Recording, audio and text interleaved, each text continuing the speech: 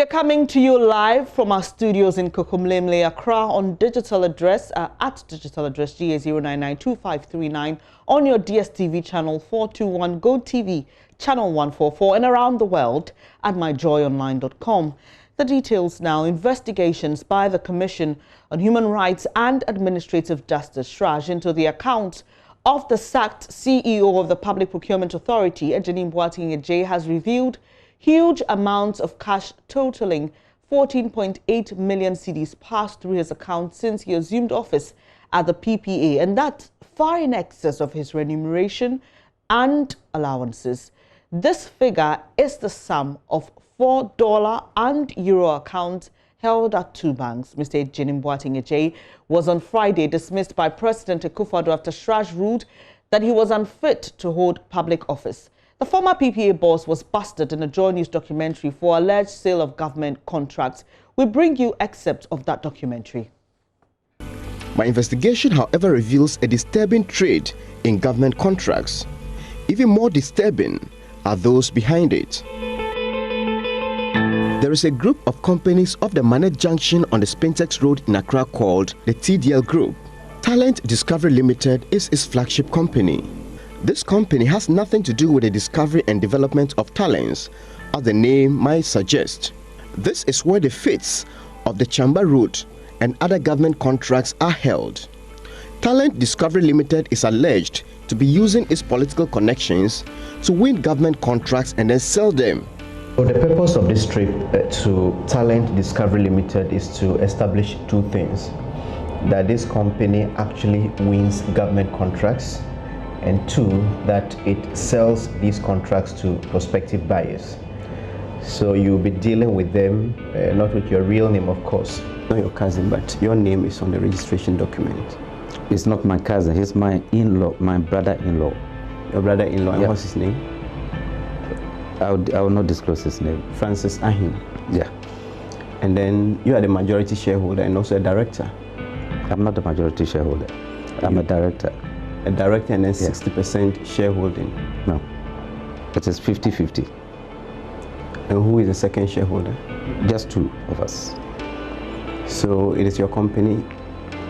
I have a shares in it. Mr. Adjei said though Talent Discovery Limited had been brought to the PPA on many occasions for approval, he was not in a conflict of interest situation because he made full disclosure to the board. We have information that this company gets a lot of government contracts and then sells them. They get a lot of government contracts. I'm not aware of that. I'm not. But that's the information we have. Yeah, I'm not aware of that. Okay. So if evidence is produced and then you get to know that this is what the company is engaged in, what would be your action? Oh, the person who runs the company goes out to look for business. And is there anything wrong with that? No, but if it is engaged in selling government contracts. It sells government contracts? Yes. I will never be aware. Okay. Never be aware. Okay. But if you get to know, how serious will you treat it? I'll tell him to stop straight away. But is it an offense to do that? To do what? To sell? Sell government contracts. Well, the question is, sell by what means? It takes the contract, Yeah. it won't deliver, and it goes to sell. And how does that work with the company, sorry, the entity that awards the contract? It is more of the entity that awards the contracts and the company that you are saying sells. Yes, but I'm saying if you get to know as a shareholder and director of such a company, how seriously would you take that? I'll take it serious and tell him that that is not acceptable, because I'm not aware of what you are telling me. I wrote to Adjei requesting the board minutes. He promised to give me the week after my interview with him. In a response signed by the board secretary and legal director of the PPA declined to give the board minutes, saying the documents are confidential. The PPA, however, said Adjei disclosed his interest in Talent Discovery Limited when the company was shortlisted for a contract by the Ministry of Inner Cities and Zongo Development. The PPA board also said Adjei later recused himself from discussions on 14 other occasions when Talent Discovery Limited was shortlisted for government contracts. A disclosure to the board may however not cure the PPA CEO of conflict of interest because of his own explanation of the process. When sole sourcing and restrictive tendering requests are made to the PPA, the CEO and his team conduct due diligence on the companies and the contracts before recommending to the technical committee of the board to either approve or reject the application. The unit I set up is a due diligence unit. That due diligence unit actually conducts due diligence. This means the real work on Talent Discovery Limited at the PPA is done under the supervision of the company's director and majority shareholder before recommendations are made to the board to approve or reject it. After the undercover engagement with the general manager of TDL, I wrote to the company for a response and indicated the content of the secret filming. Lawyers of the company responded on behalf of TDL, denying any wrongdoing. The lawyers said the company did not sanction the actions of the general manager and that he acted on his own. They said disciplinary measures had already been initiated against him, beginning with a query and a suspension, while investigation into his conduct continued. In a response to the query, which the lawyers attached to the company's response to me, the general manager said he acted on his own and did not have the permission of his employers. He also admitted in the response that he demanded and received 15,000 cedis from my undercover agent and issued receipts using letterheads of the company. He said, and I quote, "So I asked him if he is indeed serious for us to proceed, he should pay a commitment fee of 15,000 cedis, and so he paid 5,000 on one occasion. On another occasion, he came to the office to see me for a copy of the contract and made another payment of 10,000 cedis. Even though the company said it did not sanction its general manager's conduct, he did not appear to hide the trade in contracts. He conferred with the secretary a number of times on the sale and payment of deposits during this investigation. He is also the one whose signatures are on the contracts which the company signed with the ministry's department and agencies, the contracts he was selling.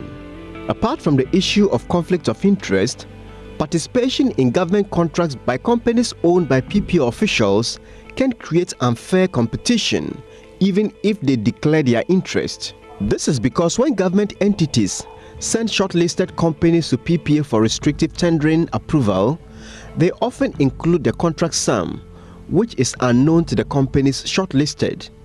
The PPA official whose company is involved in the bidding process can give information to enhance its tender, and this could raise suspicions, especially when the bidding price is so close to the amount budgeted by the awarding entity. For instance, in the Santa Maria project, the Works and Housing Ministry estimated 2 million cedis for the project. Talent Discovery Limited won the bid with 1,999,600 cedis and 45 pesos, almost exactly the amount earmarked by the ministry. If you want us to approve, you can add this company behind the scenes, so they will do it and then bring it. Well, that is possible if people wants to do that. The lawyers for TDL say Adjei was a director and promoter of the company, but he has since resigned. The date of his resignation has not been given, but this company was formed after he was appointed CEO of the PPA in 2017.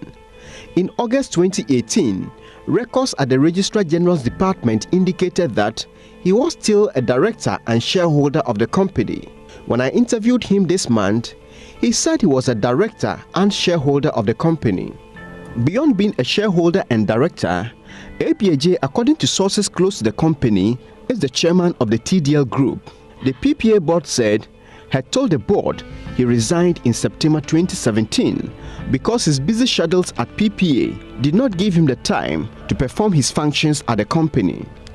Adjenim Boateng Adjei is one of the foremost procurement experts in Ghana. When PPA was formed in 2005, he was the first CEO. He He was reappointed in 2017 and entrusted with the authority of the state to lead the PPA to curb procurement irregularities, such as the sale of contracts and other procurement frauds. Almost all the contracts which Talent Discovery Limited won were through restrictive tendering.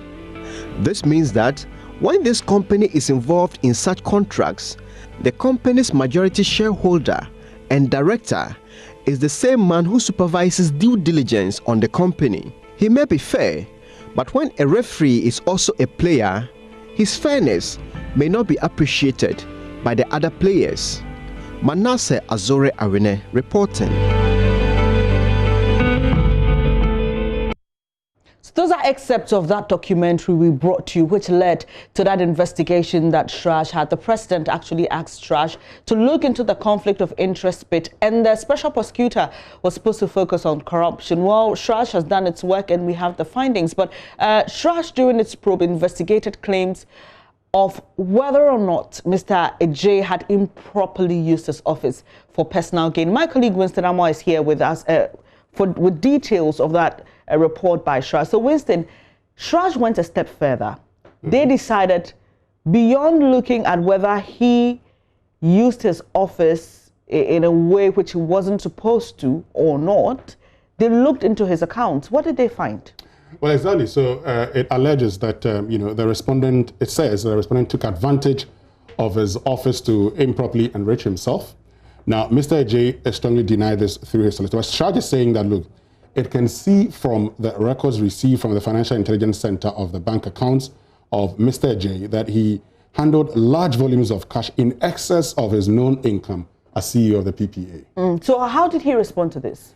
Well, when he was confronted with the evidence of the sheer volume of cash that passed through his accounts, he indicated that, for instance, Frosty Eyes Natural Mineral Water Limited, it's a company he owns with his wife. That's Mercy Adjei. And since she doesn't have a bank account, the proceeds from the sale of the water are actually lodged in his account. Now, he also claims that he receives monies from other families and businesses, but could not name the family businesses that he receives the money from. And here's what is actually interesting. The records from the Registrar General's department shows that Frosty Eyes Natural Mineral Water was incorporated on the 29th of January 2019.